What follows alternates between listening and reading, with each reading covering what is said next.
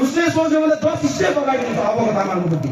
यो देशको बृहत्तर जनताहरूको बुद्धि अब उनले सोचेको भन्दा 20 कदम अगाडि हुन्छ। नेपालमा जति खुन बग्नु थियो बगिसक्यो। नेपालमा जति नेपालीले आफ्नो जीवन त्याग र बलिदानी दिनु पर्थ्यो त्यो दिइसक्यो। यो बुद्धको देश हो, यो बुद्ध भूमि हो। अब यहाँ कसैको पनि एक थोपा रगत पनि बग्नु हुँदैन। अब हामी वैचारिक माध्यमबाट अगाडि बढ्नुपर्छ। तपाईँ हामी जहिले पनि भन्थ्यो तामाङको बुद्धि पछाडि हुन्छ। कसले भने तामाङको बुद्धि पछाडि हुन्छ बे? तामाङको बुद्धि अगाडि हुन्छ। तामाङको बुद्धि 10 कदम अगाडि हुन्छ। उसले सोच्यो भने 10 स्टेप अगाडि हुन्छ अबको तामाङको बुद्धि। यो देशको बृहत्तर जनताहरूको बुद्धि अब उनले सोचेको भन्दा 20 कदम अगाडि हुन्छ।